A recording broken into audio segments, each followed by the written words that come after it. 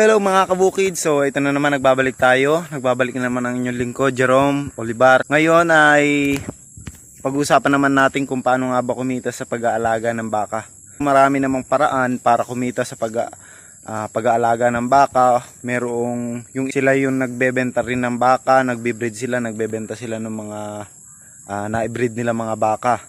So meron din naman yung fattening na tinatawag. Bibili sila ng mga baka na malalaki na, tapos patatabain nila, tapos yun ang kanilang ibebenta as karni.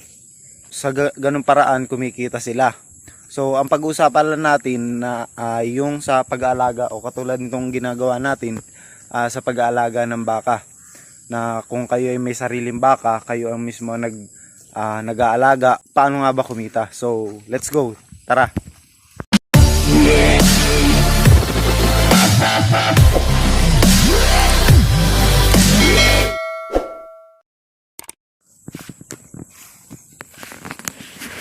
Paano nga ba kumita sa pag-aalaga ng baka? So pag-uusapan natin kung paano nga ba kikita sa pag-aalaga ng baka, o kumikita nga ba sa pag-aalaga ng baka. So bilang isang taga-alaga ng baka, so yung aking mga alaga is hindi sa akin. So bali sinasahuran lang dito sila para maalagaan yung kanilang mga baka. Pero ngayon pag-uusapan natin kung paano kumita yung mga nag-aalaga, o yung sila mismo yung may-ari ng kanilang inaalagaang baka. So paano nga ba kayo kikita? So una, dapat meron kayong mga inahin. Dapat magaganda yung inyong mga inahin, malulusog, para magkaroon kayo ng magagandang alaga. So dapat kung gusto nyong kumita ng malaki, dapat mas maraming inahin, mas marami kayo may i-produce, o mas marami kayo may i-breed na mga batang baka na pwede nyong ibenta. Katulad nito, kapag ka mga ganitong kalaki na, mga 1 taon or 1 taong mahigit, pwede nyo na silang ibenta. Dahil kung sakasakali man ay mahirapan na kayo sa pag-aalaga, pwede na kayo magbenta. So sa pamamaraan na yun is kikita na kayo sa mga pag-aalaga ng baka. Pangalawa, huwag kayong magbebenta ng mga inahing mga baka para magamit nyo sa susunod na pagbibreed. So gayon nga, sabi ko nga, as long as marami kayong inahin, pwede nyong ikip yung mga magagandang inahin na na-produce ninyo, o yung mga magagandang dumalagang baka na pwede nyong gawing breeder at pwede nyong gawing inahin para mas marami kayong ma-produce. So katulad nito, gagawin namin itong itim na ito na breeder na rin kapag tumungtong na siya dun sa stage ng edad niya na pwede na siyang magbuntis para magkaroon siya ng anak at mag-produce kami mas magandang mga anak. So kailangan yung mag-keep ng mga baka na babae. Ang mas kailangan nyo is babae kaysa sa lalaki. So bakit? Dahil ang babae, sila yung nag-aanak. So ang lalaki naman, hindi naman nag-aanak yun. So sa ganung paraan, mas maganda, o mas mapapabilis, o mas malaki ang inyong kikitain kapag ka marami kayong inahin. Pangatlo is pagbabawas ng mga bulugang baka na hindi naman kailangan sa pag-aalaga. Hindi naman kailangan na marami kayong bulugan ay.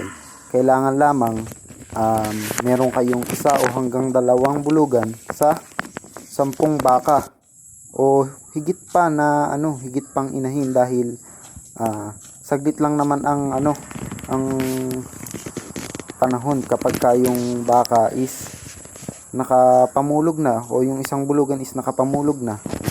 Pwede na siyang lumipat sa iba nyong alagang inahin para makapamulog uli siya. O katulad nito, si King.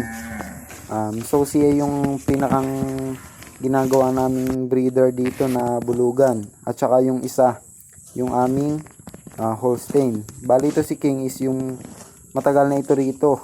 Halos inabutan ko na rin ito rito si King. So kailangan lamang sa 10 baka meron kayong 1 o hanggang 2 bulugan para mas maganda yung cycle. So para maiwasan nyo pati yung inbreeding na tinatawag. So paano naman kung marami kayong na-produce na mga bulugan na baka katulad nito, itong dalawang batang bulugan na ito, so ibebenta rin natin yan.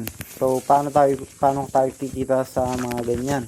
So pwede nating i-alok yan dun sa mga kakilala natin na nag-aalaga o nagbi-breed ng mga baka. So pwede nating i-alok na sa kanila na sabihin natin na maganda yung ating mga alagang baka, so maganda yung lahi. So pamamagitan nun is kikita tayo. So bali dalawang bulugan yan, so baka kailanganin nyo ng dalawa. So alam naman natin na kapag ka nag-alaga ka, so dapat maganda yung ating mga alaga. So dapat kapag nagbenta kayo is walang pag-aalinlangan yung sasabihin na maganda yung inyong mga baka, dahil totoo naman. So pangalawa, paano kayo kikita doon sa mga bulugan na baka is yung pwede nyo silang i-alok dun sa mga nagpapatining o nagpapataba ng mga baka at kakatayin na gagawing karni. So karamihan kasi sa mga kataying baka, ang kinakatay lang nila is yung mga lalaki, kasi nga syempre hindi sila nakakapag-produce ng mga bakas, hindi sila nakakapagbuntis, kaya sila yung laging kinakatay. At saka mas magaganda at mas malalaki ang muscle ng mga bulugan sa katayan. Mas malalaki sila kaysa sa mga inahin, kaya sila talaga ang preferred na katayin sa mga slaughtered house.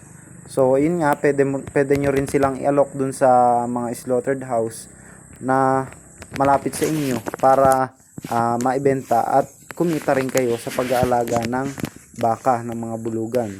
So bali ito nakikita nyo, si King, tsaka ito ay bali mga anak na lang yan sila, yung mga batang yan sila. Maraming ways para kumita sa pag-aalaga ng baka. So ang kailangan lang natin is magkaroon tayo ng sipag, tiyaga, dedikasyon sa pag-aalaga ng baka. Saka bigyan rin natin sila ng kunting pagmamahal. Kasi naniniwala ako na the more na gusto mo yung ginagawa mo, o the more na mahal mo yung ginagawa mo, so mas maganda o mas kikita ka sa pag-aalaga ng baka.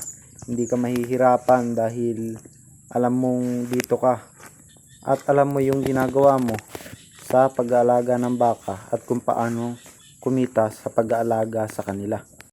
Magkano nga ba ang presyohan ng mga baka? Ang presyo o pagpresyo ng mga baka is nakadepende dun sa kanilang edad, sa kanilang laki, at dun sa lugar na kanilang pagmumulan. Dahil ang baka is syempre may iba-ibang laki at may iba-ibang pinagmumulan yan. So the more na mas malaki sila, mas mahal sila. So itong ganto sa amin is umaabot na ito ng 35 hanggang 40k. So ganun na presyohan dito sa amin. So ewan ko lang sa iba. So yun lang mga kabukid sa video natin na ito. Sana ay may natutunan kayo at sana ay magkaroon kayo ng mga ideya kung paano kayo kikita. Paano kayo kikita sa sa pag-aalaga ng baka. So ayun lang, konting tiyaga lang sa pag-aalaga ng baka, sigurado kikita kayo diyan.